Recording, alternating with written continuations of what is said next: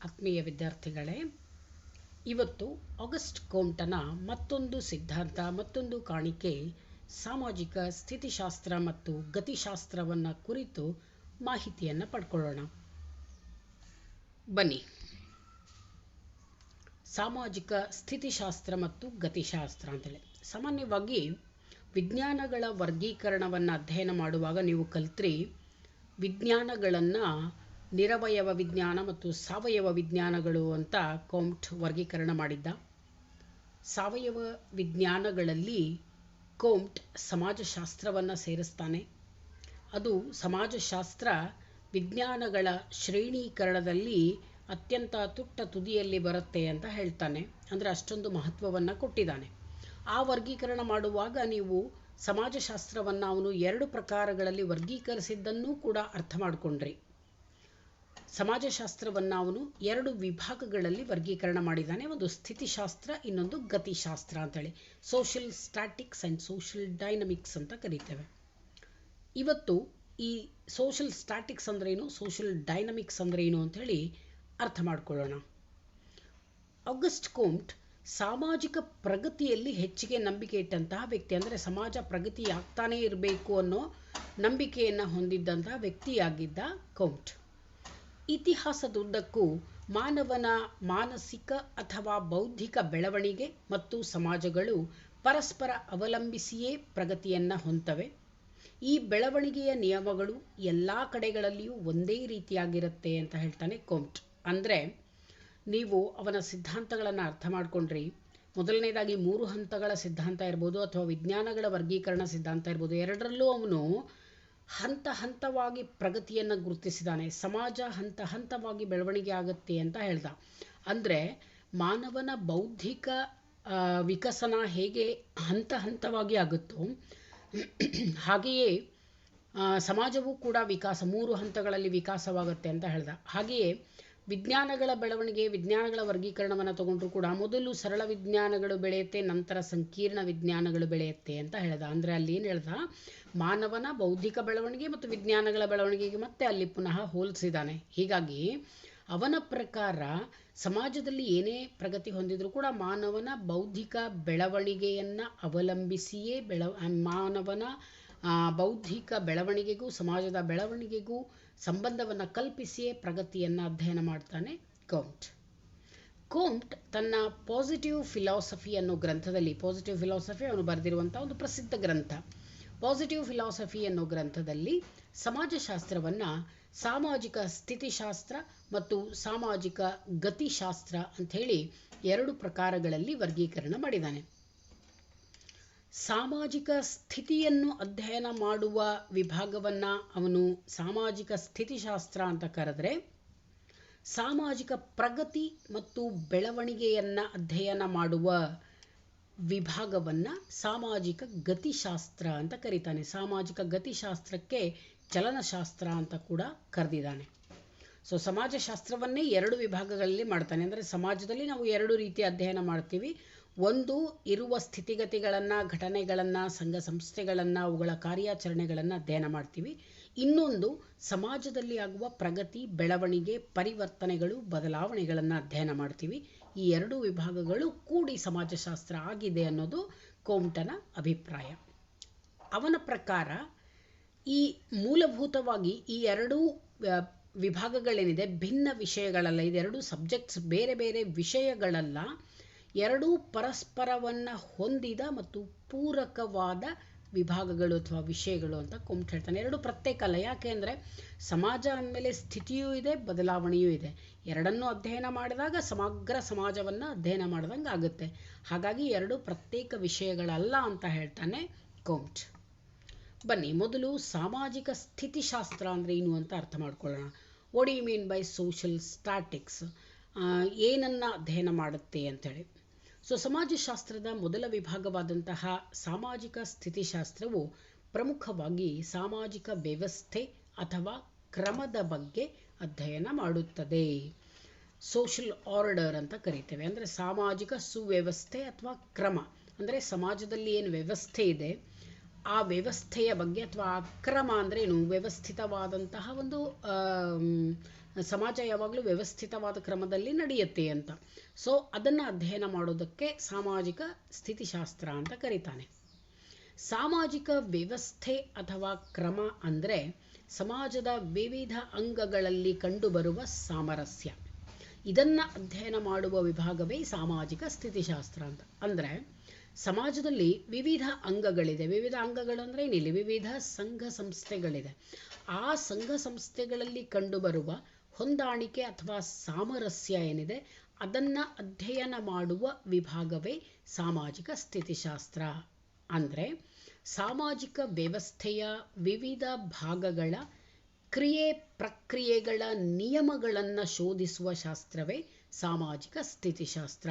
ಸಂಘ ಸಂಸ್ಥೆಗಳು ಯಾವ ರೀತಿಯಾಗಿ ಒಂದನ್ನೊಂದು ಅವಲಂಬಿಸಿ ಕಾರ್ಯ ಮಾಡುತ್ತೆ ಅನ್ನೋದನ್ನು ಅಧ್ಯಯನ ಮಾಡೋದೇ ಸಾಮಾಜಿಕ ಸ್ಥಿತಿಶಾಸ್ತ್ರ.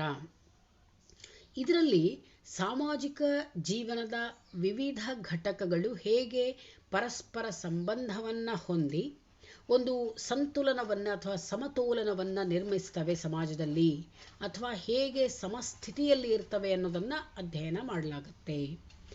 ಸಂಘ ಸಂಸ್ಥೆಗಳು ಬೇರೆ ಬೇರೆ ತಮಗಿಷ್ಟ ಬಂದಂತೆ ಕಾರ್ಯ ಮಾಡಿದರೆ ಸಮಾಜದಲ್ಲಿ ಸುವ್ಯವಸ್ಥೆ ಬರಲಿಕ್ಕೆ ಸಾಧ್ಯ ಇಲ್ಲ.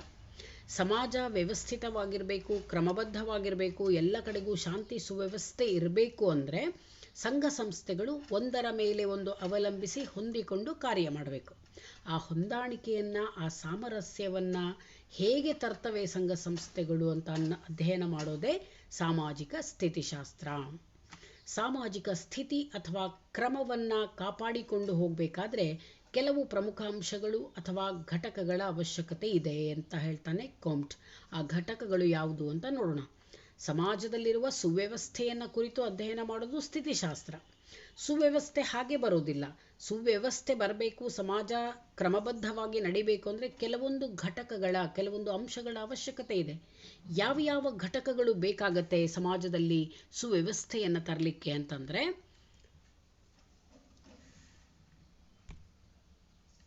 ಕುಟುಂಬ, ಧರ್ಮ, ಆಸ್ತಿ, ಭಾಷೆ, ಉದ್ಯೋಗ ಮತ್ತು ರಾಜ್ಯ. ಈ ಎಲ್ಲ ಅಂಶಗಳು ಅಥವಾ ಘಟಕಗಳಲ್ಲಿಯೂ ಸಾಮರಸ್ಯ ಅಥವಾ ಹೊಂದಾಣಿಕೆ ಇದ್ದರೆ ಮಾತ್ರ ಸಾಮಾಜಿಕ ಸುವ್ಯವಸ್ಥೆಯನ್ನು ಮತ್ತು ಪ್ರಗತಿಯನ್ನು ಸಾಧಿಸ್ಬೋದು ಅಂತ. ಸಮಾಜದಲ್ಲಿ ವಿವಿಧ ಸಂಘ ಸಂಸ್ಥೆಗಳಿವೆ, ಘಟಕಗಳಿವೆ. ಕುಟುಂಬ ಅನ್ನೋದು ಒಂದು ಸಂಸ್ಥೆ, ಧರ್ಮ, ಆಸ್ತಿ, ಭಾಷೆ, ಉದ್ಯೋಗ, ರಾಜ್ಯ ಎಲ್ಲ ವಿವಿಧ ಘಟಕಗಳು, ವಿವಿಧ ಸಂಘ ಸಂಸ್ಥೆಗಳು. ಇವುಗಳ ನಡುವೆ ಸಾಮರಸ್ಯ ಇದ್ದರೆ, ಹೊಂದಾಣಿಕೆಯಿಂದ ಇವೆಲ್ಲ ಕಾರ್ಯ ಮಾಡ್ತಾ ಇದ್ದರೆ ಮಾತ್ರ ಸಮಾಜದಲ್ಲಿ ವ್ಯವಸ್ಥೆಯನ್ನು ತರಬಹುದು. ಈ ಎಲ್ಲ ಘಟಕಗಳನ್ನು ನೋಡಿದಾಗ ಇವುಗಳಲ್ಲಿ ಅತ್ಯಂತ ಪ್ರಮುಖವಾದದ್ದು ಅಂದರೆ ಕುಟುಂಬ. ಕುಟುಂಬ ಸದಸ್ಯರಲ್ಲಿ ಸಾಮರಸ್ಯವನ್ನು ಬೆಳೆಸ್ತದೆ ಹಾಗೂ ಸಮಾಜೀಕರಣವನ್ನು ಸುಲಭಗೊಳಿಸಬೇಕು. ಹಾಗೆ ಧರ್ಮ ಅನ್ನೋದು ಜನರಲ್ಲಿ ಇಚ್ಛಾಶಕ್ತಿ, ಭಾವನೆಗಳು ಮತ್ತು ಬುದ್ಧಿಶಕ್ತಿಗಳನ್ನು ಒಗ್ಗೂಡಿಸುವ ಕೆಲಸ ಮಾಡಬೇಕು. ಅಂದಾಗ ಸಮಾಜದಲ್ಲಿ ಸುವ್ಯವಸ್ಥೆ ಬರುತ್ತೆ. ಹೀಗೆ ವಿವಿಧ ಸಂಸ್ಥೆಗಳು ಸಮಾಜದಲ್ಲಿ ಸ್ಥಿರತೆ ಹಾಗೂ ಸಾಮರಸ್ಯವನ್ನು ಹೆಚ್ಚಿಸ್ತವೆ ಅಂತ ಹೇಳ್ತಾನೆ ಕೋಮ್ಟ್. ಸಾಮಾಜಿಕ ಸ್ಥಿತಿಶಾಸ್ತ್ರವನ್ನು ಅಧ್ಯಯನ ಮಾಡಿದರೆ ಸಾಮಾಜಿಕ ಐಕ್ಯತೆಯನ್ನು ಬಲಪಡಿಸುವ ಮತ್ತು ಐಕ್ಯತೆಯನ್ನು ನಾಶ ಮಾಡುವ ಶಕ್ತಿಗಳನ್ನು ಅರ್ಥ ಮಾಡಿಕೊಳ್ಳುವುದು ಸಾಧ್ಯ ಅಂತ ಹೇಳ್ತಾನೆ ಕೋಮ್ಟ್. ಈ ಎಲ್ಲ ನಾವು ಈ ಸಾಮಾಜಿಕ ಸ್ಥಿತಿಶಾಸ್ತ್ರವನ್ನು ಯಾಕೆ ಅಧ್ಯಯನ ಮಾಡಬೇಕು, ಪ್ರಮುಖ ಉದ್ದೇಶ ಏನು ಅಂದರೆ, ಸಮಾಜದಲ್ಲಿ ಒಕ್ಕಟ್ಟೂ ಇದೆ, ಹಾಗೆ ಅನೈಕ್ಯತೆಯೂ ಕೂಡ ಇದೆ. ಅಂದರೆ ಸಮಾಜದಲ್ಲಿ ಐಕ್ಯತೆಯನ್ನು ನಾಶ ಮಾಡುವ ಕೆಲವು ಅಂಶಗಳು ಇದೆ, ಐಕ್ಯತೆಯನ್ನು ಬಲಪಡಿಸುವ ಅಂಶಗಳೂ ಇದೆ. ಇವುಗಳೆಲ್ಲವನ್ನು ನಾವು ಅರ್ಥ ಮಾಡಿಕೊಳ್ಬೇಕು ಅಂದರೆ ಸಾಮಾಜಿಕ ಸ್ಥಿತಿಶಾಸ್ತ್ರವನ್ನು ಅಧ್ಯಯನ ಮಾಡಲೇಬೇಕು ಅಂತ ಹೇಳ್ತಾನೆ ಕೋಮ್ಟ್.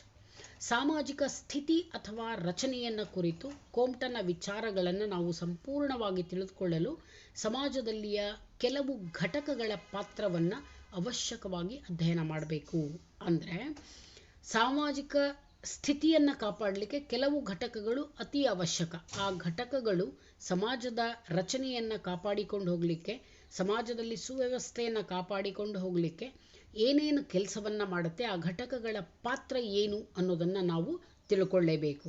ಹಾಗಾದರೆ ಬನ್ನಿ ಆ ಪ್ರಮುಖ ಘಟಕಗಳು ಯಾವುದು ಅಂತ ಮೊದಲು ತಿಳ್ಕೊಳ್ಳೋಣ. ಸಾಮಾಜಿಕ ರಚನೆಯಲ್ಲಿ ವ್ಯಕ್ತಿ ಅಂದರೆ ಸಮಾಜದಲ್ಲಿ ವ್ಯವಸ್ಥೆಯನ್ನು ತರುವಲ್ಲಿ ವ್ಯಕ್ತಿಯ ಪಾತ್ರ ಏನು, ಎರಡನೇದಾಗಿ ಸಾಮಾಜಿಕ ರಚನೆಯಲ್ಲಿ ಕುಟುಂಬ ಅಂದರೆ ಸಮಾಜದಲ್ಲಿ ಕುಟುಂಬ ಏನು ಪಾತ್ರವನ್ನು ವಹಿಸುತ್ತೆ ಸಮಾಜದಲ್ಲಿ ವ್ಯವಸ್ಥೆಯನ್ನು ಕಾಪಾಡಲಿಕ್ಕೆ. ಮೂರನೇದಾಗಿ ಸಾಮಾಜಿಕ ರಚನೆಯಲ್ಲಿ ರಾಜ್ಯ ಅಂದರೆ ಸಮಾಜದಲ್ಲಿ ಸುವ್ಯವಸ್ಥೆಯನ್ನು ಕಾಪಾಡುವಲ್ಲಿ ರಾಜ್ಯ ಏನು ಪಾತ್ರವನ್ನು ವಹಿಸ್ತಾ ಇದೆ. ನಾಲ್ಕನೇದಾಗಿ ಸಾಮಾಜಿಕ ರಚನೆಯಲ್ಲಿ ಧರ್ಮ ಮತ್ತು ನೈತಿಕತೆ. ಈ ಧರ್ಮ ಮತ್ತು ನೈತಿಕತೆ ಸಮಾಜದಲ್ಲಿ ಸುವ್ಯವಸ್ಥೆಯನ್ನು ಕ್ರಮಬದ್ಧತೆಯನ್ನು ತರಲಿಕ್ಕೆ ಏನೇನು ಪ್ರಯತ್ನಗಳನ್ನು ಮಾಡ್ತಾ ಇದೆ ಅಂತ ಅರ್ಥ ಮಾಡ್ಕೊಳ್ಬೇಕು. ಬನ್ನಿ ವಿದ್ಯಾರ್ಥಿಗಳೇ, ಒಂದೊಂದು ಅಂಶಗಳನ್ನು ಒಂದೊಂದು ಘಟಕಗಳನ್ನು ಚರ್ಚೆ ಮಾಡ್ತಾ ಹೋಗೋಣ. ನಂಬರ್ 1, ಸಾಮಾಜಿಕ ರಚನೆಯಲ್ಲಿ ವ್ಯಕ್ತಿಯ ಪಾತ್ರ ಅಂದರೆ ಸಮಾಜದಲ್ಲಿ ಒಂದು ಕ್ರಮಬದ್ಧತೆಯನ್ನು ತರಲಿಕ್ಕೆ ಸುವ್ಯವಸ್ಥೆಯನ್ನು ತರಲಿಕ್ಕೆ ವ್ಯಕ್ತಿ ಏನು ಕೆಲಸ ಮಾಡ್ತಾನೆ ಅಂತ. ಕೋಮ್ಟನ ಪ್ರಕಾರ ವ್ಯಕ್ತಿಯು ಕೇವಲ ಒಂದು ಭಾವನಾತ್ಮಕ ಘಟಕ. ಸಮಾಜದ ವಿಕಾಸದಲ್ಲಿ ವ್ಯಕ್ತಿಗೆ ಯಾವುದೇ ಸ್ಥಾನ ಇಲ್ಲ. ಅವನ ಪ್ರಕಾರ ಸಾಮಾಜಿಕ ವ್ಯವಸ್ಥೆಯಲ್ಲಿ ಜನರು ಒಂದಾಗಿ ಬದುಕಬೇಕು. ವ್ಯಕ್ತಿಯು ಕುಟುಂಬದ ಒಂದು ಘಟಕ ಅಥವಾ ಭಾಗ ಅಂತ. ಕುಟುಂಬ ಸಮಾಜದ ಒಂದು ಮೂಲಭೂತ ಘಟಕ. ಎಲ್ಲರಿಗೂ ಗೊತ್ತಿರೋ ಹಾಗೆ ಇಟ್ಸ್ ಅ ಬೇಸಿಕ್ ಇನ್ಸ್ಟಿಟ್ಯೂಷನ್. ಕುಟುಂಬವು ಸಮಾಜದ ಪ್ರಗತಿಯನ್ನು ಸಾಧಿಸುವಂತಹ ಮೂಲ ಘಟಕವಾಗಿರುತ್ತೆ. ಇದಲ್ಲದೆ ಸಮಾಜದ ಜನರಿಗೆ ಶ್ರಮ ವಿಭಜನೆಯ ಮೂಲಕ ಉದ್ಯೋಗಗಳನ್ನು ಹಂಚಿಕೊಡೋದ್ರಿಂದ ಅವರು ವಿವಿಧ ಕಾರ್ಯಗಳಲ್ಲಿ ತೊಡಗುತ್ತಾರೆ. ಇದರಿಂದ ಸಂಕೀರ್ಣ ಸ್ವರೂಪದ ಸಾಮಾಜಿಕ ವ್ಯವಸ್ಥೆ ಅನ್ನೋದು ರೂಪುಗೊಳ್ಳುತ್ತೆ. ಹೀಗೆ ಕೋಮ್ಟನ ಪ್ರಕಾರ ಸಾಮಾಜಿಕ ರಚನೆಯಲ್ಲಿ ಅಥವಾ ಸಮಾಜದಲ್ಲಿ ವ್ಯವಸ್ಥೆಯನ್ನು ಕಾಪಾಡುವಲ್ಲಿ ವ್ಯಕ್ತಿಗೆ ಯಾವುದೇ ಸ್ಥಾನ ಇಲ್ಲ. ಪ್ರತಿಯೊಬ್ಬ ವ್ಯಕ್ತಿ ವೈಯಕ್ತಿಕವಾಗಿ ವ್ಯಕ್ತಿ ಯಾವ ಪಾತ್ರವನ್ನೂ ವಹಿಸೋದಿಲ್ಲ. ಸಮಾಜದ ಒಬ್ಬ ಸದಸ್ಯನಾಗಿ ಇತರ ಸದಸ್ಯರೊಂದಿಗೆ ಹೊಂದಾಣಿಕೆಯಿಂದ ಬಾಳ್ತಾ ಕಾರ್ಯವನ್ನು ಹಂಚಿಕೊಂಡು ಮಾಡ್ತಾ ಅವನು ಸಾಮಾಜಿಕ ಪ್ರಗತಿಯ ಕಾರ್ಯಗಳಲ್ಲಿ ತೊಡಗ್ತಾನೆ. ಅಂದರೆ ಮೊದಲನೇದಾಗಿ ವ್ಯಕ್ತಿಗೆ ಅಂತಹ ವಿಶೇಷ ಸ್ಥಾನ ಏನೂ ಇಲ್ಲ ಅಂತ. ಎರಡನೇದಾಗಿ ಸಾಮಾಜಿಕ ರಚನೆಯಲ್ಲಿ ಕುಟುಂಬ ಅನ್ನೋದು ಎಷ್ಟು ಮಹತ್ವದ ಪಾತ್ರವನ್ನು ವಹಿಸುತ್ತೆ ಸಮಾಜದಲ್ಲಿ ಒಂದು ಕ್ರಮಬದ್ಧತೆಯನ್ನು ಸುವ್ಯವಸ್ಥೆಯನ್ನು ತರಲಿಕ್ಕೆ ಅಂತ. ಆಗಸ್ಟ್ ಕೋಮ್ಟನ ಪ್ರಕಾರ ಕುಟುಂಬ ಒಂದು ಪ್ರಮುಖ ಸಾಮಾಜಿಕ ಘಟಕ. ಇದನ್ನು ಸಾಮಾಜಿಕ ರಚನೆಯ ಕೇಂದ್ರ, ಸಮಾಜದ ಕೇಂದ್ರ ಅಂತ ಕರೀತಾರೆ. Nucleus centre of the society ಅಂತ ಕರೀತಾರೆ. ಕುಟುಂಬ ಮಾನವ ಸಮಾಜದಲ್ಲಿ ಮತ್ತು ಸಮಾಜಶಾಸ್ತ್ರದ ಅಧ್ಯಯನದಲ್ಲಿ ಮಹತ್ವದ ಪಾತ್ರವನ್ನು ವಹಿಸುತ್ತೆ. ಖಂಡಿತವಾಗಿಯೂ ಸಾಮಾಜಿಕ ಪ್ರಗತಿಯಲ್ಲಿ ಕುಟುಂಬ ಆಧಾರ ಸ್ತಂಭವಾಗಿ ಕೆಲಸ ಮಾಡುತ್ತೆ. ಅಂದರೆ ಕುಟುಂಬ ಇಲ್ಲದೆ ಸಾಮಾಜಿಕ ಅಭಿವೃದ್ಧಿ ಚಟುವಟಿಕೆಗಳು ನಡೆಯಲಿಕ್ಕೆ ಸಾಧ್ಯ ಇಲ್ಲ. ಸಮಾಜದ ಅಭಿವೃದ್ಧಿ ಆಗಬೇಕು ಅಂದರೆ ಜನರು ಬೇಕು. ಜನರು ಅಂದರೆ ಯಾರು? ಕುಟುಂಬದ ಸದಸ್ಯರು. ಸೊ ಕುಟುಂಬದ ಸದಸ್ಯರಿಲ್ಲದೆ ಅಭಿವೃದ್ಧಿ ಕಾರ್ಯಗಳು ಅಥವಾ ಅಭಿವೃದ್ಧಿ ಚಟುವಟಿಕೆಗಳು ನಡೀಲಿಕ್ಕೆ ಸಾಧ್ಯ ಇಲ್ಲ. ಕುಟುಂಬವು ಪ್ರಮುಖವಾಗಿ ಪ್ರೀತಿ, ವಾತ್ಸಲ್ಯ, ಅನುಕಂಪ, ತ್ಯಾಗ, ಸಹಕಾರ ಮೊದಲಾದ ಜೀವನ ಮೌಲ್ಯಗಳ ಆಧಾರದ ಮೇಲೆ ರೂಪುಗೊಂಡಿರುತ್ತೆ ಅಂತ. ಅಂದರೆ ಕುಟುಂಬದಲ್ಲಿ ಕೆಲವೊಂದು ಜೀವನ ಮೌಲ್ಯಗಳಿದೆ. ಮೌಲ್ಯಗಳು ಅಂದರೆ ಬೆಲೆ ಬಾಳುವಂಥದ್ದು ಅಂತ. ಅಂದರೆ ಈ ಎಲ್ಲ ವಿಷಯಗಳನ್ನು ನಾವು ಕುಟುಂಬದ ಮೂಲಕ ಕಲಿತೇವೆ. ಪ್ರೀತಿ, ವಾತ್ಸಲ್ಯ, ಅನುಕಂಪ, ತ್ಯಾಗ, ಸಹಕಾರ ಮೊದಲಾದವುಗಳನ್ನು. ಹೀಗಾಗಿ ಸಾಮಾಜಿಕ ರಚನೆಯಲ್ಲಿ ವ್ಯಕ್ತಿಗಿಂತಲೂ ಕುಟುಂಬವೇ ಪ್ರಮುಖ ಸ್ಥಾನ ಹೊಂದಿರುತ್ತದೆ ಅಂತ ಹೇಳ್ತಾನೆ ಕೋಮ್ಟ್. ಕುಟುಂಬ ಸಮಾಜದ ಮೂಲ ಆಧಾರ. ಹಾಗಾಗಿ ಸಮಾಜದಲ್ಲಿ ಒಂದು ವ್ಯವಸ್ಥೆಯನ್ನು ಕ್ರಮಬದ್ಧತೆಯನ್ನು ಕಾಪಾಡಬೇಕು ಅಂದರೆ ಖಂಡಿತವಾಗಿಯೂ ಕುಟುಂಬ ಬೇಕೇ ಬೇಕು ಅನ್ನೋದು ಅವನ ಅಭಿಪ್ರಾಯ. ಇನ್ನು ಮೂರನೇದಾಗಿ ಸಾಮಾಜಿಕ ರಚನೆಯಲ್ಲಿ ರಾಜ್ಯದ ಪಾತ್ರ, role of state in society. ರಾಜ್ಯ ಅಂದರೆ ಒಂದು ಸಂಘಟನೆ. ನಿಮ್ಗೆಲ್ರಿಗೂ ಗೊತ್ತಿರೋ ಹಾಗೆ ಒಂದು ಸಂಘಟನೆ ಯಾವುದಕ್ಕಾಗಿ ಆಗಿರುತ್ತೆ? ಸಂಘ ಅಥವಾ ಸಂಘಟನೆ ಅಂದ್ಕೊಳ್ಳಿ. ಈ ರಾಜ್ಯ ಅನ್ನೋ ಸಂಘ ಯಾವುದಕ್ಕಾಗಿ ರಚನೆ ಆಗಿರುತ್ತೆ ಅಂದರೆ ಜನರ ಬೇಡಿಕೆಗಳನ್ನು ಈಡೇರಿಸಲಿಕ್ಕಾಗಿ, ಜನರಿಗೆ ಸೌಲಭ್ಯಗಳನ್ನು ಒದಗಿಸಲಿಕ್ಕಾಗಿ, ಸಮಾಜದಲ್ಲಿ ಶಾಂತಿ ಸುವ್ಯವಸ್ಥೆಯನ್ನು ಕಾಪಾಡುವ ಉದ್ದೇಶಕ್ಕಾಗಿ ರಾಜ್ಯ ಅನ್ನೋ ಸಂಘ ಅಸ್ತಿತ್ವದಲ್ಲಿ ಬಂದಿರುತ್ತೆ. ಹೀಗಾಗಿ ಸಮಾಜದ ರಚನೆಯಲ್ಲಿ ಕುಟುಂಬದ ನಂತರದ ಸ್ಥಾನ ರಾಜ್ಯಕ್ಕಿದೆ. ಹಲವಾರು ಕುಟುಂಬಗಳ ಸಮೂಹವೇ ರಾಜ್ಯ. ರಾಜ್ಯ ಅಂದ್ರೇನು? ಹಲವಾರು ಕುಟುಂಬಗಳ ಸಮೂಹ. ರಾಜ್ಯವೂ ಸಹ ಸಹಕಾರದ ತತ್ವದ ಮೇಲೆಯೇ ನಿಂತಿರುತ್ತೆ. ಅಂದರೆ ರಾಜ್ಯ ಅಂದ್ರೇನು? ವಿವಿಧ ಸಂಘ ಸಂಸ್ಥೆಗಳು ಸಹಕಾರದಿಂದ ಕಾರ್ಯ ಮಾಡಿದಾಗ ರಾಜ್ಯ ಅನ್ನೋ ಸಂಘ ವ್ಯವಸ್ಥಿತವಾಗಿ ಕಾರ್ಯ ಮಾಡಲಿಕ್ಕೆ ಸಾಧ್ಯ. ವಿವಿಧ ಕುಟುಂಬಗಳ ಸಹಕಾರವಿಲ್ಲದೆ ರಾಜ್ಯ ಮತ್ತು ಸಮಾಜಗಳು ಪ್ರಗತಿ ಹೊಂದಲಿಕ್ಕೆ ಸಾಧ್ಯ ಇಲ್ಲ. ಕೋಮ್ಟನ ಅಭಿಪ್ರಾಯದಲ್ಲಿ ಸಮಾಜ ಮತ್ತು ರಾಜ್ಯಗಳಲ್ಲಿ ಕಂಡುಬರುವ ಸಹಕಾರವು ಶ್ರಮ ವಿಭಜನೆಯ ತತ್ವವನ್ನು ಅಳವಡಿಸಿಕೊಂಡಿರುತ್ತೆ. ಕೆಲವೊಂದು ನಿಯಮಗಳನ್ನು ಮತ್ತು ಕ್ರಮಗಳನ್ನು ಹೊಂದಿರುವಂತಹ ರಾಜ್ಯ ಸಮಾಜದ ಮೇಲೆ ಸಂಪೂರ್ಣ ಪ್ರಭುತ್ವವನ್ನು ಹೊಂದಿರುತ್ತೆ. ಪ್ರಭುತ್ವ ಅಂದರೆ ನಿಯಂತ್ರಣೆ ಅಂತ ಇಟ್ಕೊಳ್ಳೋಣ. ಅಥಾರಿಟಿ, ಅಧಿಕಾರವನ್ನು ಹೊಂದಿರುತ್ತೆ ಅಂತ. ಯಾಕೆ ಅಧಿಕಾರ ಇದೆ ಅಂದರೆ ರಾಜ್ಯಕ್ಕೆ ತನ್ನದೇ ಆದಂತಹ ನಿಯಮಗಳಿದೆ, ಕಾಯ್ದೆ ಕಾನೂನುಗಳಿದೆ, ಕೆಲವೊಂದು ಕ್ರಮಗಳಿದೆ. ಅವುಗಳನ್ನು ಜನರೆಲ್ಲ ತಪ್ಪದೆ ಪಾಲಿಸಬೇಕು. ರಾಜ್ಯವೇ ಜನರ ಬೇಡಿಕೆಗಳನ್ನು ಈಡೇರಿಸುವುದರಿಂದ ಅದಕ್ಕೆ ಸಾಮಾಜಿಕ ರಚನೆಯಲ್ಲಿ ಪ್ರಮುಖ ಸ್ಥಾನ ಇರುತ್ತದೆ ಅಂತ ಹೇಳ್ತಾನೆ ಕೌಂಟ್. ಸೊ ರಾಜ್ಯವೇ ಜನರ ಬೇಡಿಕೆಗಳನ್ನು ಈಡೇರಿಸಲಿಕ್ಕಾಗಿಯೇ ರಾಜ್ಯ ಅಸ್ತಿತ್ವದಲ್ಲಿ ಬಂದಿದೆ. ಹಾಗಾಗಿ ಅದಕ್ಕೆ ಪ್ರಮುಖ ಸ್ಥಾನ ಇದ್ದೇ ಇದೆ ಅಂತ. ನಾಲ್ಕನೇದಾಗಿ ಸಾಮಾಜಿಕ ರಚನೆಯಲ್ಲಿ ಧರ್ಮ ಮತ್ತು ನೈತಿಕತೆ. ಸೊ ಈ ರಿಲಿಜನ್ ಆ್ಯಂಡ್ ಮೊರಾಲಿಟಿ ಏನು ಒಂದು ಪಾತ್ರವನ್ನು ವಹಿಸ್ತದೆ ಸಮಾಜದಲ್ಲಿ ವ್ಯವಸ್ಥೆಯನ್ನು ತರಲಿಕ್ಕೆ ಅಂತ. ಕೋಮ್ಟನ ಅಭಿಪ್ರಾಯದಲ್ಲಿ ಧರ್ಮ ಮತ್ತು ನೈತಿಕತೆಗಳೂ ಸಹ ಸಾಮಾಜಿಕ ರಚನೆಯಲ್ಲಿ ಪ್ರಮುಖ ಸ್ಥಾನವನ್ನು ಪಡೆದಿರುತ್ತೆ. ಅವನ ಪ್ರಕಾರ ಸಮಾಜದಲ್ಲಿ ಔಪಚಾರಿಕ ಸಾಮಾಜಿಕ ನಿಯಂತ್ರಣೆಯ ಸಾಧನಗಳು ಅಷ್ಟೊಂದು ಪರಿಣಾಮಕಾರಿಯಾಗಿ ಕೆಲಸ ಮಾಡೋದಿಲ್ಲ. ಯಾಕೆ ಅಂದರೆ ಔಪಚಾರಿಕ ನಿಯಂತ್ರಣ ಕೃತ್ರಿಮವಾದದ್ದು ಅಂತ ಹೇಳ್ತಾನೆ. ಅದು ಜನರಲ್ಲಿ ಭಯ ಹುಟ್ಟಿಸ್ತದೆ ಹೊರತು ಮಾನವೀಯತೆ ಕಂಡುಬರೋದಿಲ್ಲ ಅಂತ. ನೋಡಿ, ಧರ್ಮ ಮತ್ತು ನೈತಿಕತೆ, ರಿಲಿಜನ್ ಆ್ಯಂಡ್ ಮೋರ್ಸ್ ಅಂತ ಹೇಳ್ತೇನೆ. ನಿಮ್ಗೆ ಗೊತ್ತಿರೋ ಹಾಗೆ custom, folkways and mores, ಧರ್ಮ, ಸಂಪ್ರದಾಯ, ಲೋಕರೂಢಿ, ನೈತಿಕತೆ ಇವೆಲ್ಲ ಅನೌಪಚಾರಿಕ ಸ್ವರೂಪದ ಸಾಮಾಜಿಕ ನಿಯಂತ್ರಣೆಯ ಸಾಧನಗಳು. ಕೋಮ್ಟ್ ಹೇಳ್ತಾನೆ, ಔಪಚಾರಿಕ ನಿಯಂತ್ರಣೆ ಜನರ ಮೇಲೆ ಹೇರಿದರೆ ಅಷ್ಟೊಂದು ಪರಿಣಾಮಕಾರಿಯಾಗಿ ಕೆಲಸ ಮಾಡೋದಿಲ್ಲ ಅಂತ. ಔಪಚಾರಿಕ ನಿಯಂತ್ರಣೆಯ ಸಾಧನಗಳು ಯಾವುದು? ಶಿಕ್ಷಣ, ಕಾಯ್ದೆ ಕಾನೂನು, ನ್ಯಾಯಾಲಯ, ಪೊಲೀಸು, ಸೈನ್ಯ ಮೊದಲಾದವುಗಳು. ಇವುಗಳ ಮೂಲಕ ಜನರನ್ನು ನಿಯಂತ್ರಿಸಿದರೆ ಅಷ್ಟು ಪ್ರಭಾವ ಬೀರೋದಿಲ್ಲ. ಯಾಕೆ ಅಂದರೆ ಇವೆಲ್ಲ ಕೃತ್ರಿಮವಾದದ್ದು, ಆರ್ಟಿಫಿಷಿಯಲ್, ಮಾನವ ನಿರ್ಮಿತವಾದದ್ದು. ಹಾಗಾಗಿ ಆರ್ಟಿಫಿಷಿಯಲ್, ಅದರಲ್ಲಿ ಕೇವಲ ಅವು ಜನರಿಗೆ ಭಯ ಹುಟ್ಟಿಸ್ತವೆ ಹೊರತು ಅವುಗಳು ಮಾನವೀಯತೆ ಅನ್ನೋದೇ ಇರೋದಿಲ್ಲ. ಕಾಯ್ದೆ ಕಾನೂನುಗಳಲ್ಲಿ ಮಾನವೀಯತೆ ಅನ್ನೋದು ಇರೋದಿಲ್ಲ. ಹಾಗಾಗಿ ಅವು ಪ್ರಭಾವಿ ಶಕ್ತಿಯಾಗಿ ಸಮಾಜದಲ್ಲಿ ಕಾರ್ಯ ಮಾಡೋದಿಲ್ಲ ಅಂತ ಹೇಳ್ತಾನೆ ಕೌಂಟ್. ಇದಕ್ಕೆ ಪ್ರತಿಯಾಗಿ ಧರ್ಮ ಮತ್ತು ನೈತಿಕತೆಯ ತಳಹದಿಯ ಮೇಲೆ ರೂಪುಗೊಂಡಿರುವ ಸಾಮಾಜಿಕ ನಿಯಂತ್ರಣವು ಹೆಚ್ಚು ಶಕ್ತಿಯುತವಾಗಿರುತ್ತೆ ಮತ್ತು ಪರಿಣಾಮಕಾರಿಯಾಗಿರುತ್ತೆ. ಯಾಕೆಂದರೆ ಇವುಗಳು ಕೃತ್ರಿಮ ಅಲ್ಲ, ಕೃತಕ ಅಲ್ಲ, ನೈಸರ್ಗಿಕವಾದಂತಹ ನಿಯಂತ್ರಣ ಸಾಧನಗಳು. ಹಾಗಾಗಿ ಇವುಗಳು ಹೆಚ್ಚು ಶಕ್ತಿಯುತ ಮತ್ತು ಪರಿಣಾಮಕಾರಿಯಾಗಿ ನಿಯಂತ್ರಣೆಯನ್ನು ಮಾಡುತ್ತೆ ಅಂತ ಹೇಳ್ತಾನೆ ಕೌಂಟ್. ಪ್ರಾಚೀನ ಕಾಲದಲ್ಲಿ ಧರ್ಮ ಮತ್ತು ನೈತಿಕತೆಗಳು ಅತ್ಯಂತ ಮಹತ್ವದ ಸಾಮಾಜಿಕ ನಿಯಂತ್ರಣ ಶಕ್ತಿಗಳಾಗಿ ಕಾರ್ಯ ಮಾಡ್ತಾ ಇದ್ವು. ಆದರೆ ಕೋಮ್ಟನ ಪ್ರಕಾರ ಧರ್ಮಗಳಿಂದ ಇದು ಸಾಧ್ಯ ಇಲ್ಲ ಅಂತ ಹೇಳ್ತಾನೆ. ಇದಕ್ಕಾಗಿಯೇ ಅವನು ವೈಜ್ಞಾನಿಕ ತತ್ವಗಳನ್ನು ಆಧರಿಸಿದ ಹೊಸ ಮಾನವತಾ ಧರ್ಮ ಬೇಕು ಅಂತ ಹೇಳಿದ.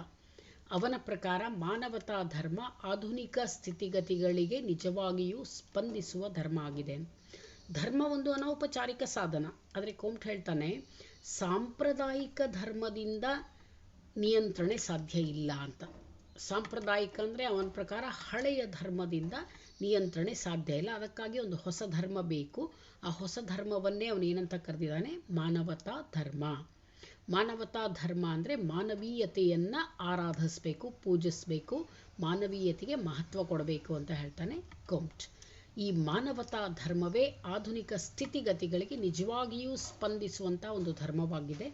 ಹಾಗಾಗಿ ನಿಯಂತ್ರಣೆ ಅನ್ನೋದು ಅನೌಪಚಾರಿಕ ಸಾಧನಗಳ ಮೂಲಕವೇ ಆಗಬೇಕು ಅನ್ನೋದು ಕೋಮ್ಟನ ಅಭಿಪ್ರಾಯ.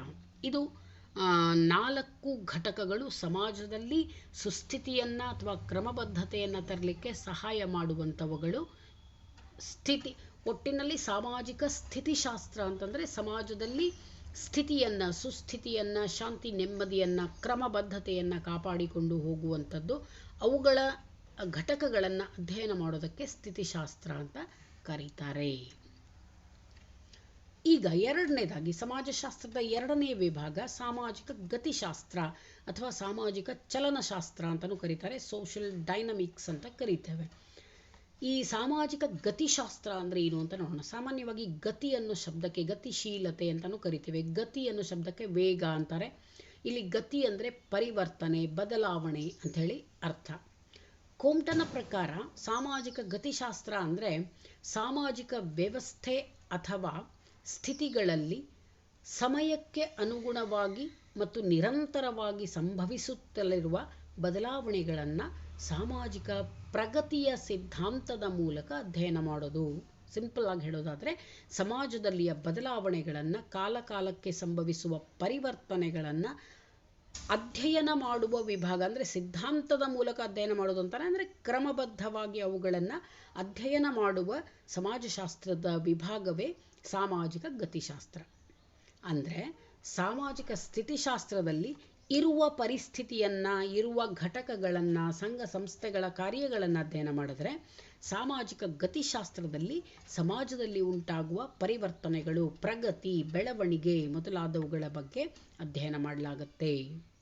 ಕೋಮ್ಟನ ಪ್ರಕಾರ ಸಾಮಾಜಿಕ ನಿಯಮ ಮತ್ತು ಸಾಮಾಜಿಕ ಪರಿವರ್ತನೆಗಳು ಯಾವಾಗಲೂ ಪ್ರಗತಿ ಪಥದ ಕಡೆಗೆ ಸಾಗುತ್ತಲೇ ಇರ್ತವೆ. ಇದನ್ನೇ ಅವನು ಗತಿಶೀಲತೆ ಅಂತ ಕರೀತಾನೆ.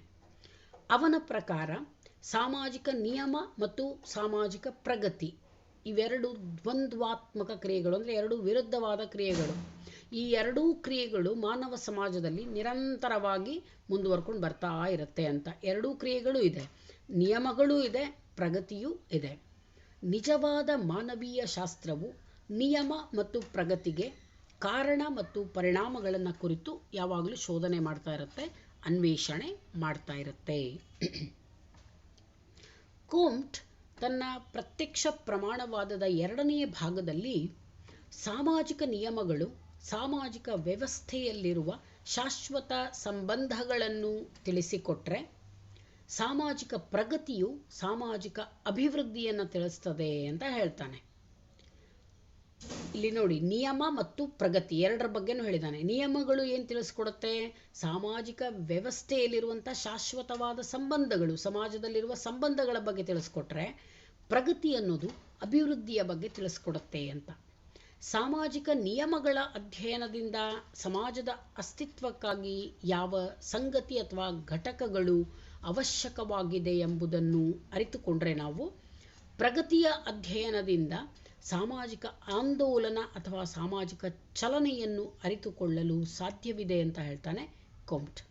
ಸೊ ನಿಯಮಗಳನ್ನು ಅಧ್ಯಯನ ಮಾಡೋದ್ರಿಂದ ನಾವೇನು ತಿಳ್ಕೊಳ್ತೇವೆ? ಸಮಾಜದ ಒಂದು ಸುಸ್ಥಿತಿಗೆ ಯಾವ ಸಂಗತಿಗಳು ಅಥವಾ ಘಟಕಗಳು ಅವಶ್ಯಕ ಅನ್ನೋದನ್ನು ತಿಳ್ಕೊಳ್ತೇವೆ. ಹಾಗೆಯೇ ಪ್ರಗತಿಯನ್ನು ಅಧ್ಯಯನ ಮಾಡೋದ್ರಿಂದ ಏನು ತಿಳ್ಕೊಳ್ತೇವೆ? ಸಾಮಾಜಿಕ ಆಂದೋಲನಗಳು, ಚಳುವಳಿಗಳು, ಹೋರಾಟಗಳ ಬಗ್ಗೆ ಮತ್ತು ಸಾಮಾಜಿಕ ಚಲನೆಯ ಬಗ್ಗೆ ಅರ್ಥ ಮಾಡ್ಕೊಳ್ತೇವೆ ಅಂತ. ಸಾಮಾಜಿಕ ನಿಯಮಗಳಿಗೆ ಮೂಲಭೂತ ಕಾರಣಗಳೆಂದರೆ ನಿಸರ್ಗದ ನಿಯಮಗಳು.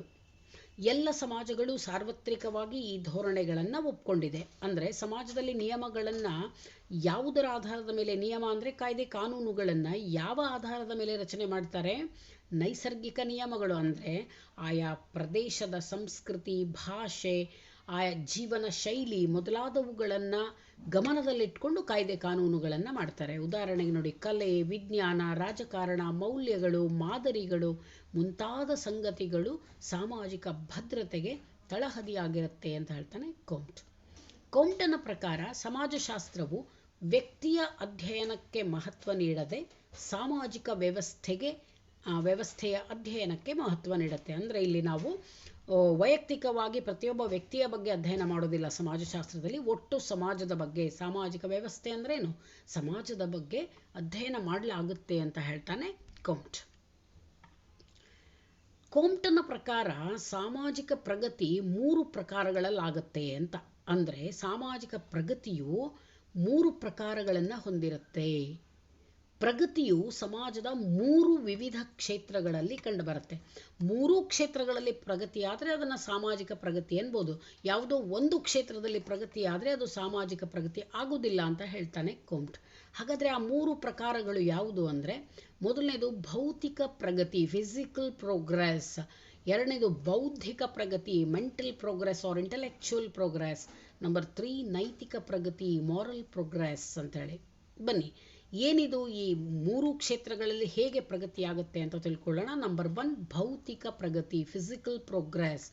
ಅಂದರೆ ಇದನ್ನು ನಾವು ನಾಗರಿಕತೆ ಅಂತಲೂ ಕರಿಬೋದು. ಯಾಕೆಂದರೆ ವಸ್ತು ರೂಪದಲ್ಲಿ ನಾವು ಉಪಯೋಗಿಸುವ ವಸ್ತುಗಳಲ್ಲಿ ಉಂಟಾಗುವ ಅಭಿವೃದ್ಧಿ ಅಥವಾ ಬೆಳವಣಿಗೆಯನ್ನು ಭೌತಿಕ ಪ್ರಗತಿ ಅಂತ ಕರೀತಾರೆ. ಈ ಭೌತಿಕ ಪ್ರಗತಿ ಸಾಮಾನ್ಯವಾಗಿ ಸಾಮಾಜಿಕ ಪ್ರಗತಿಯ ತಳಹದಿಯಾಗಿ ಕಾರ್ಯ ಮಾಡುತ್ತೆ. ಅಂದರೆ it is the basis for social progress. ಭೌತಿಕ ಪ್ರಗತಿ ಅವಶ್ಯಕ ಅಂತ. ಉದಾಹರಣೆಗೆ ಕೃಷಿ ಕ್ಷೇತ್ರದಲ್ಲಿ, ಉದ್ದಿಮೆ, ವಸತಿ ಮುಂತಾದ ಕ್ಷೇತ್ರಗಳಲ್ಲಿ ಕಂಡುಬರುವ ಪ್ರಗತಿಯನ್ನೇ ಭೌತಿಕ ಪ್ರಗತಿ ಅಂತ ಕರೀತಾನೆ ಕೋಮ್ಟ್. ಸಾಮಾಜಿಕ ಪ್ರಗತಿಯ ಮೊದಲ ಮೆಟ್ಟಿಲೆ ಭೌತಿಕ ಪ್ರಗತಿಯಾಗಿದೆ ಅಂತ ಹೇಳ್ತಾನೆ ಕೋಮ್ಟ್. ಅಂದರೆ ಸಮಾಜದಲ್ಲಿ ಪ್ರಗತಿಯನ್ನು ಸಾಧಿಸಬೇಕು ಅಂದರೆ ಮೊದಲು ಭೌತಿಕ ಪ್ರಗತಿಯನ್ನು ನಾವು ಹೊಂದಲೇಬೇಕು. ಅಂದರೆ ಹೊಸ ಹೊಸ ಸಂಶೋಧನೆಗಳನ್ನು ಮಾಡಿ ಹೊಸ ಹೊಸ ಉಪಕರಣಗಳನ್ನು ಉಪಯೋಗಿಸಿ ನಾವು ಪ್ರಗತಿಯನ್ನು ಹೊಂದಬೇಕು. ಅದಕ್ಕೆ ಇದನ್ನು ನಾಗರಿಕತೆ ಅಂತ ಕರಿಬಹುದು ಅಂತ ಹೇಳ್ತಾನೆ ಕೋಮ್ಟ್. ಇದು ಮೊದಲನೆಯ ಪ್ರಕಾರದ ಪ್ರಗತಿ, ಸಮಾಜದಲ್ಲಿ ಆಗುವ ಮೊದಲನೆಯ ಪ್ರಕಾರದ ಪ್ರಗತಿ. ಇನ್ನು ಎರಡನೇದು ಬೌದ್ಧಿಕ ಪ್ರಗತಿ, ಮೆಂಟಲ್ ಆರ್ ಇಂಟಲೆಕ್ಚುವಲ್ ಪ್ರೋಗ್ರೆಸ್ ಅಂತ ಹೇಳ್ತೇವೆ. ಅಂದರೆ ಕೇವಲ ಭೌತಿಕ ಪ್ರಗತಿ ಆದರೆ ಸಮಾಜದಲ್ಲಿ ಅಭಿವೃದ್ಧಿ ಆಗಲಿಕ್ಕೆ ಸಾಧ್ಯ ಇಲ್ಲ. ಸಾಮಾನ್ಯವಾಗಿ ಎಲ್ಲ ಕಡೆಗೂ ಮಾತಾಡ್ತಾರೆ ಸುವ್ಯವಸ್ಥಿತ ಪರಿವರ್ತನೆ ಅಂತ ಮಾತಾಡ್ತೀವಿ, ಸಿಸ್ಟಮ್ಯಾಟಿಕ್ ಚೇಂಜ್ ಅಂತಾರೆ. ಸುವ್ಯವಸ್ಥಿತ ಪರಿವರ್ತನೆ ಅಂದ್ರೇನು? ಸಮಾಜದಲ್ಲಿ ಭೌತಿಕ ಪ್ರಗತಿಯೂ ಆಗಬೇಕು, ಹಾಗೆಯೇ ಮಾನವನ ಬೌದ್ಧಿಕ ಬೆಳವಣಿಗೆಯೂ ಆಗಬೇಕು. ಎರಡೂ ಆದಾಗ ಮಾತ್ರ ಅದನ್ನು ಸುವ್ಯವಸ್ಥಿತ ಪರಿವರ್ತನೆ ಅಂತ ನಾವು ಕರಿತೇವೆ. ಸಾಮಾಜಿಕ ಪ್ರಗತಿಯಲ್ಲಿ ಬೌದ್ಧಿಕ ಪ್ರಗತಿಯ ಪಾತ್ರವನ್ನು ನಿರ್ಲಕ್ಷಿಸೋ ಹಾಗಿಲ್ಲ, ಅಲಕ್ಷಿಸುವಂತಿಲ್ಲ. ಯಾಕೆ ಅಂದರೆ ಬರೀ ಭೌತಿಕ ಪ್ರಗತಿ ಆಗಿಬಿಟ್ರೆ ವಸ್ತುಗಳನ್ನು ಹೆಚ್ಚು ಹೆಚ್ಚು ಬೆಳವಣಿಗೆ ಮಾಡಿ ಹೆಚ್ಚು ಹೆಚ್ಚು ಹೊಸ ಹೊಸ ಸಾಧನ ಸಲಕರಣೆಗಳನ್ನು ಕಂಡುಹಿಡಿದು ಬಿಟ್ರೆ ಅದನ್ನು ಉಪಯೋಗಿಸುವ ಮಾನವರ ಬೌದ್ಧಿಕ ಶಕ್ತಿಯು ಬೆಳವಣಿಗೆ ಆಗಬೇಕಲ್ವಾ? ಇಲ್ಲ ಅಂತಾದರೆ ಏನು ಉಪಯೋಗ? ಹೊಸ ವಸ್ತುಗಳನ್ನು ಕಂಡುಹಿಡಿದು ಏನು ಉಪಯೋಗ? ಹಾಗಾಗಿ ಬರೀ ವಸ್ತುಗಳು ಹೊಸದು ಬಂದರೆ ಸಾಲದು, ಮಾನವನ ಬುದ್ಧಿಮಟ್ಟವೂ ಬೆಳವಣಿಗೆ ಆಗಬೇಕು ಅಂತ ಹೇಳ್ತಾನೆ ಕೋಮ್ಟ್. ಬೌದ್ಧಿಕ ಪ್ರಗತಿಯ ಸಹಾಯದಿಂದ ಸಾಮಾಜಿಕ ಅನೈಕ್ಯತೆ ಅಂದರೆ ಸಮಾಜದಲ್ಲಿ ಏನು ಒಗ್ಗಟ್ಟು ಕಡಿಮೆಯಾಗಿದೆ ಮತ್ತು ಸಾಮಾಜಿಕ ಗೊಂದಲಗಳಿಗೆ ಕಾರಣಗಳನ್ನು ಕಂಡುಹಿಡಲಿಕ್ಕೆ ಸಾಧ್ಯ ಆಗುತ್ತೆ. ಜನರು ಹೆಚ್ಚು ವಿಚಾರ ಮಾಡಲಿಕ್ಕೆ ಪ್ರಾರಂಭ ಮಾಡಿದ್ರೆ ಯಾಕೆ ಸಮಾಜದಲ್ಲಿ ಅವ್ಯವಸ್ಥೆ ಉಂಟಾಗ್ತಾ ಇದೆ, ಎಲ್ಲಿ ಅನೈಕ್ಯತೆ ಉಂಟಾಗ್ತಾ ಇದೆ ಅನ್ನೋದನ್ನು ಕಂಡುಹಿಡಲಿಕ್ಕೆ ಈಸಿ ಆಗುತ್ತೆ. ಕೋಮ್ಟನ ಅಭಿಪ್ರಾಯದಲ್ಲಿ ಬುದ್ಧಿಜೀವಿಗಳು ಸಮಾಜದಲ್ಲಿ ಭಾವೈಕ್ಯತೆ, ಸಹಕಾರ ಮತ್ತು ಪರಸ್ಪರ ತಿಳುವಳಿಕೆಗಳ ಮಹತ್ವವನ್ನು ತಿಳಿದುಕೊಂಡು ಜನರಿಗೂ ಕೂಡ ಅರಿವನ್ನು ಮೂಡಿಸಬಲ್ಲರು ಅಂತ.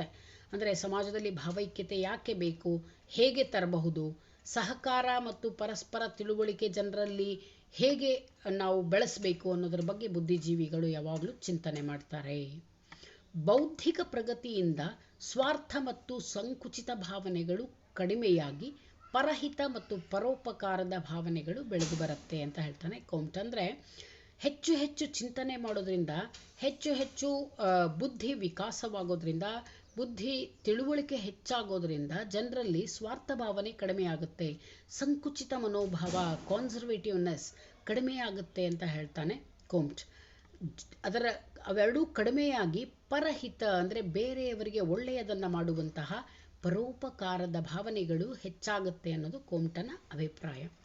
ಈ ರೀತಿಯ ಭಾವನೆಗಳು ಸಾಮಾಜಿಕ ಪ್ರಗತಿಗೆ ದಾರಿದೀಪದಂತೆ ಕೆಲಸ ಮಾಡುತ್ತೆ ಅಂತ. ಅಂದರೆ ಸ್ವಾರ್ಥವನ್ನು ಬಿಟ್ವಿ ಅಂತಂದರೆ ಪರಹಿತದ ಕಾರ್ಯಗಳನ್ನು, ಪರೋಪಕಾರದ ಕಾರ್ಯಗಳನ್ನು ಕೆಲಸ ಮಾಡಲಿಕ್ಕೆ ಪ್ರಾರಂಭ ಮಾಡಿದ್ರೆ ಖಂಡಿತವಾಗಿಯೂ ಅಭಿವೃದ್ಧಿ ಆಗುತ್ತೆ. ಸ್ವಾರ್ಥ ಕಡಿಮೆ ಆಯಿತು, ಎಲ್ಲಿ ಸ್ವಾರ್ಥ ಕಡಿಮೆ ಆಗುತ್ತೋ ಅಲ್ಲಿ ಖಂಡಿತವಾಗಿಯೂ ಸಮಾಜ ಅಭಿವೃದ್ಧಿ ಆಗೇ ಆಗುತ್ತೆ. ಹೀಗಾಗಿ ಬೌದ್ಧಿಕ ಪ್ರಗತಿಯು ಅಷ್ಟೇ ಅವಶ್ಯಕ ಅಂತ ಹೇಳ್ತಾನೆ ಕೋಮ್ಟ್. ಇನ್ನು ಮೂರನೇದಾಗಿ ನೈತಿಕ ಪ್ರಗತಿ, ಮಾರಲ್ ಪ್ರೋಗ್ರೆಸ್ ಅಂತ ಹೇಳ್ತೇವೆ. ಕೇವಲ ಬುದ್ಧಿ ಬೆಳೆದರೆ ಸಾಲದು, ಕೇವಲ ವಸ್ತುಗಳು ಹೊಸದು ಬಂದರೆ ಸಾಲದು, ಜನರಲ್ಲಿ ನೈತಿಕ ಪ್ರಜ್ಞೆಯೂ ಇರಬೇಕು. ನೈತಿಕತೆ ಅಂದರೆ ಏನು? ಯಾವುದು ಒಳ್ಳೆಯದು, ಯಾವುದು ಕೆಟ್ಟದ್ದು, ಯಾವುದನ್ನು ನಾವು ಮಾಡಬೇಕು, ಯಾವುದನ್ನು ಮಾಡಬಾರ್ದು, ಯಾವುದು ನೀತಿಯಿಂದ ಕೂಡಿದೆ, ಯಾವುದು ಅನೀತಿಯಿಂದ ಕೂಡಿದೆ, ಯಾವುದು ನ್ಯಾಯ, ಯಾವುದು ಅನ್ಯಾಯ, ಇವುಗಳ ತಿಳುವಳಿಕೆಯನ್ನು ಹೊಂದೋದೇ ನೈತಿಕತೆ ಅಂತ. ಹಾಗಾಗಿ ನೈತಿಕ ಪ್ರಗತಿಯೂ ಅಷ್ಟೇ ಮುಖ್ಯವಾದದ್ದು. ಜನರು ಜಾಣರಾದರು, ಜೊತೆಗೆ ಹೊಸ ವಸ್ತುಗಳನ್ನು ಕಂಡುಹಿಡಿದ್ರು ಅಂದರೆ ಅವರಲ್ಲೊಂದು ಮೊರಾಲಿಟಿ ಇಲ್ಲ, ನೈತಿಕತೆಯೇ ಇಲ್ಲ ಅಂದರೆ ಸಮಾಜ ಅಭಿವೃದ್ಧಿ ಆಗಲಿಕ್ಕೆ ಸಾಧ್ಯ ಇಲ್ಲ. ಪ್ರಾರಂಭದಲ್ಲಿ ಕೋಮ್ಟ್ ಕೇವಲ ಬೌದ್ಧಿಕ ಪ್ರಗತಿಗೆ ಹೆಚ್ಚಿನ ಮಹತ್ವ ಕೊಟ್ಬಿಟ್ಟ. ಹಾಗಂತ ಅವನು ಮುಂದೆ ಸ್ವಲ್ಪ ಕಾಲದ ನಂತರ ನೈತಿಕ ಪ್ರಗತಿಗೂ ಕೂಡ ಅವನು ಆದ್ಯತೆ ನೀಡೋದು ಕಂಡಿರುತ್ತೆ. ಯಾಕೆಂದರೆ ಅವನಿಗೆ ಗೊತ್ತಾಯಿತು, ಕೇವಲ ಬುದ್ಧಿ ಬೆಳವಣಿಗೆ ಆದರೆ ಸಮಾಜ ಅಭಿವೃದ್ಧಿ ಆಗೋದಿಲ್ಲ, ಜನರಲ್ಲಿ ನೈತಿಕ ಪ್ರಜ್ಞೆಯೂ ಅಷ್ಟೇ ಅವಶ್ಯಕ ಅಂತ. ಕೋಮ್ಟ್ ತನ್ನ ಪಾಸಿಟಿವ್ ಪಾಲಿಟಿ ಅನ್ನೋ ಗ್ರಂಥದಲ್ಲಿ, ಮತ್ತೊಂದು ಗ್ರಂಥ ಕೋಮ್ಟಂದು ಪಾಸಿಟಿವ್ ಪಾಲಿಟಿ ಎಂಬ ಗ್ರಂಥದಲ್ಲಿ ಸಾಮಾಜಿಕ ಪ್ರಗತಿಯಲ್ಲಿ ನೈತಿಕ ಪ್ರಗತಿ ಎಷ್ಟೊಂದು ಮಹತ್ವದ ಪಾತ್ರ ವಹಿಸ್ತದೆ ಅನ್ನೋದನ್ನು ವಿವರಿಸಿದ್ದಾನೆ. ಈ ಗ್ರಂಥದಲ್ಲಿ ಅವನು ವಿವರಿಸ್ತಾನೆ ಜನರಲ್ಲಿ ನೈತಿಕ ಪ್ರಜ್ಞೆ ಎಷ್ಟು ಪ್ರಮುಖವಾದದ್ದು ಸಮಾಜದ ಅಭಿವೃದ್ಧಿಗೆ, ಸಾಮಾಜಿಕ ಪ್ರಗತಿಗೆ ಅಂತ.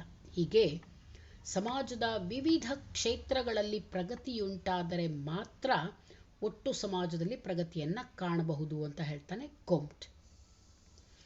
ಈ 3 ಕ್ಷೇತ್ರಗಳಲ್ಲಿ ಬದಲಾವಣೆಗಳಾಗತ್ತೆ, ಪ್ರಗತಿಯಾಗತ್ತೆ, ಅಭಿವೃದ್ಧಿ ಬೆಳವಣಿಗೆಗಳಾಗತ್ತೆ. ಇವುಗಳನ್ನು ಅಧ್ಯಯನ ಮಾಡುವ ಸಮಾಜಶಾಸ್ತ್ರದ ವಿಭಾಗವೇ ಸಾಮಾಜಿಕ ಗತಿಶಾಸ್ತ್ರ ಅಂತ. ವಿದ್ಯಾರ್ಥಿಗಳೇ, ಒಟ್ಟಿನಲ್ಲಿ ಸಮಾಜಶಾಸ್ತ್ರದ 2 ವಿಭಾಗಗಳು, ಸಾಮಾಜಿಕ ಸ್ಥಿತಿಶಾಸ್ತ್ರ ಮತ್ತು ಸಾಮಾಜಿಕ ಗತಿಶಾಸ್ತ್ರ. ಒಂದು ಸಮಾಜದ ಸ್ಥಿತಿಗತಿಯನ್ನು, ಕ್ರಮಬದ್ಧತೆಯನ್ನು, ಸುವ್ಯವಸ್ಥೆಯನ್ನು ಅಧ್ಯಯನ ಮಾಡಿದರೆ, ಇನ್ನೊಂದು ಸಮಾಜದಲ್ಲಿ ಆಗುವ ಬೆಳವಣಿಗೆ, ಅಭಿವೃದ್ಧಿ, ಪ್ರಗತಿಯನ್ನು ಅಧ್ಯಯನ ಮಾಡುತ್ತೆ. ಇದು ಕೋಮ್ಟನ ಮತ್ತೊಂದು ಕಾಣಿಕೆ, ಸಾಮಾಜಿಕ ಸ್ಥಿತಿಶಾಸ್ತ್ರ ಮತ್ತು ಗತಿಶಾಸ್ತ್ರ. ಸಮಾಜಶಾಸ್ತ್ರದ ಇನ್ನಷ್ಟು ವಿಡಿಯೋಗಳಿಗಾಗಿ ನನ್ನ ಯೂಟ್ಯೂಬ್ ಚಾನಲ್ ಸೋಷಿಯಲ್ ವೇವ್ಸನ್ನು ಸಬ್ಸ್ಕ್ರೈಬ್ ಮಾಡಿ, ಫಾಲೋ ಮಾಡಿ. Thank you.